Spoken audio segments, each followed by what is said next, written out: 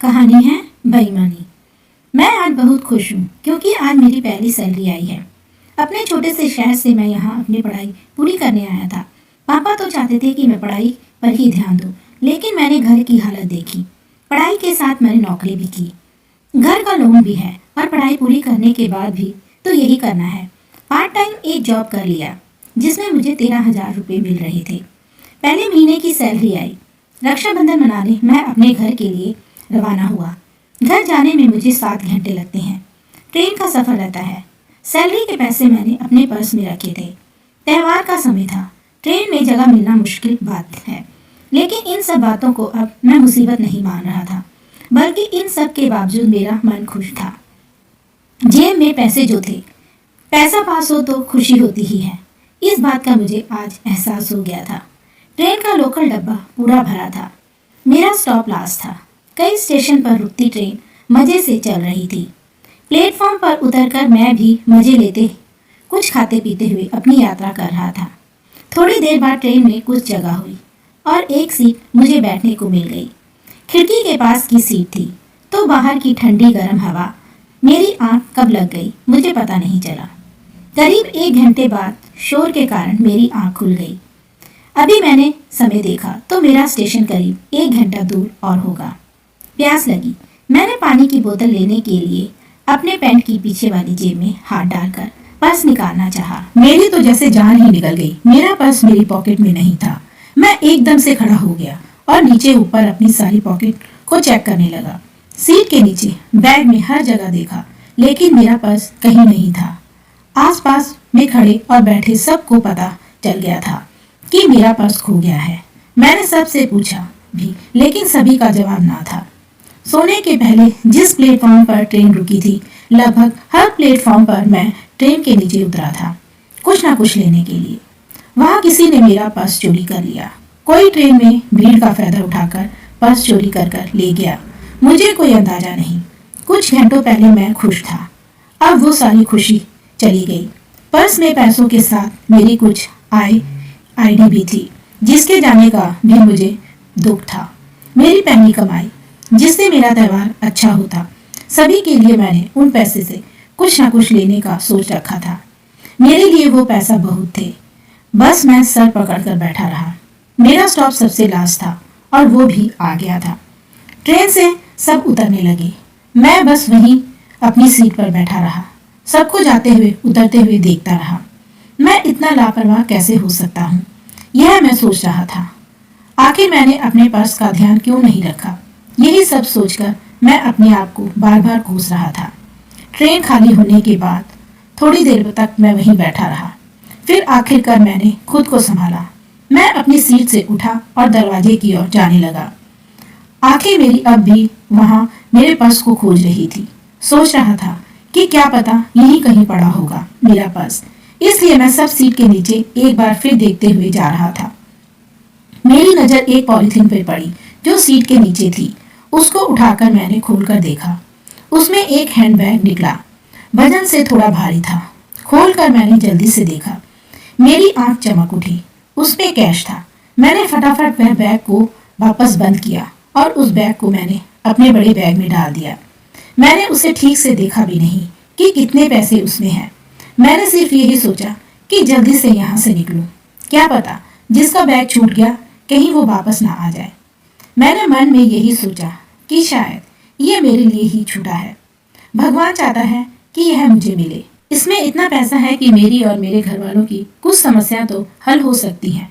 अब मेरी खुशी का कोई ठिकाना नहीं रहा। मैं अब पहले से भी ज्यादा खुश था। बस मैं जल्दी से प्लेटफॉर्म से निकला और ऑटो करके अपने घर आया।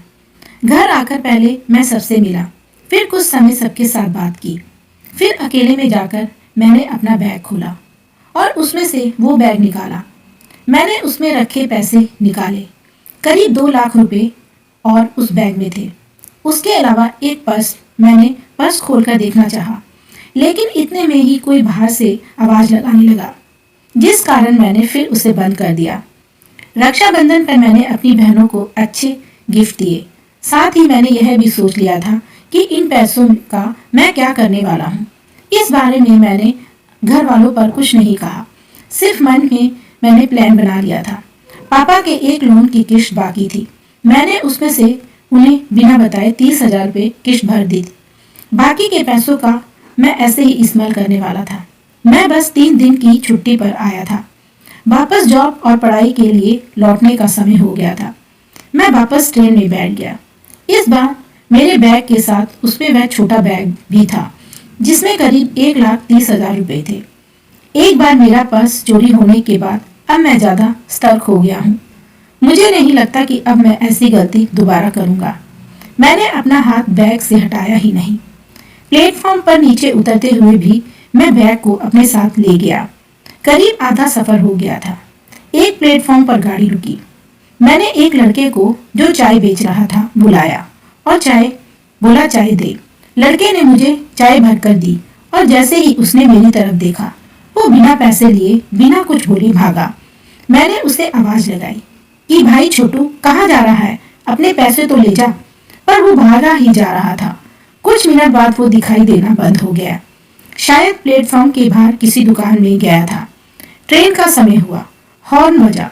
धीरे धीरे गाड़ी प्लेटफॉर्म से निकलने लगी। तभी वो लड़का फिर से दौड़ता हुआ मेरी खिड़की पर आया। बोला भाई अपना पर्स लो। उसने मेरे हाथ में मेरा पर्स रख दिया। मैंने उसे आवाज लगाई कि भाई छोटू कहाँ जा रहा है, अपने पैसे तो लेकर जा। वो भागा ही जा रहा था। कुछ मिनट बाद वह दिखाई देना बंद हो गया। शायद प्लेटफॉर्म के बाहर किसी दुकान में गया था। ट्रेन का समय हुआ, हॉर्न बजा। धीरे धीरे गाड़ी प्लेटफॉर्म से निकलने लगी। तभी वो लड़का फिर से दौड़ता हुआ मेरी खिड़की के पास आया। बोला भाई अपना पर्स लो। उसने मेरे हाथ में मेरा पर्स दिया। वो वहीं रुक गया और ट्रेन ने धीरे धीरे स्पीड पकड़ ली। उसके चेहरे पर जो मुस्कान और संतोष था वो मेरे कलेजे तक चला गया। मैंने अपना पर्स देखा, उसमें सब कुछ वैसा ही था। उतने ही रुपए थे, एक भी कम नहीं था। उस लड़के से कुछ पूछने का कहने का समय ही नहीं मिला। उसकी हालत भले ही तंग हो लेकिन उसको और उसके परिवार को नींद अच्छी आती होगी। अब मैं यही सोच रहा था कि भगवान मुझे क्या दिखाना और सिखाना चाहता है। मैंने एक बैग लिया और उसके पैसे अपने समझे, जबकि एक लड़के ने मुझसे काफी छोटा मुझे जिंदगी की बड़ी सीख दे गया। मुझे यह सिखा गया कि मैं बेईमान हूँ।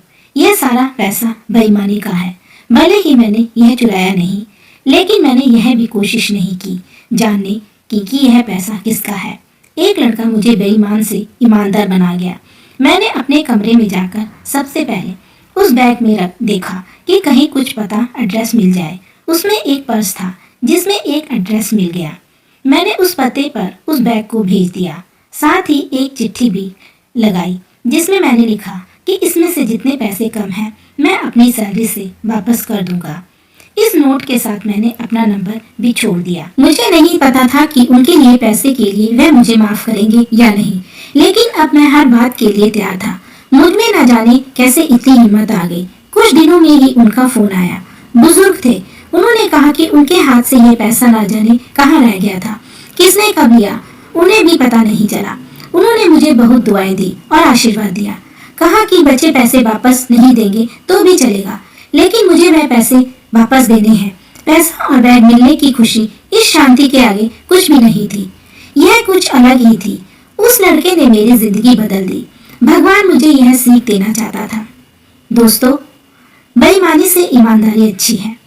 इसीलिए कहते हैं जो करो सोच समझ के करो। कहानी कैसी लगी हमें कमेंट में लिखो। वीडियो को लाइक और चैनल को सब्सक्राइब करो। थैंक यू, धन्यवाद।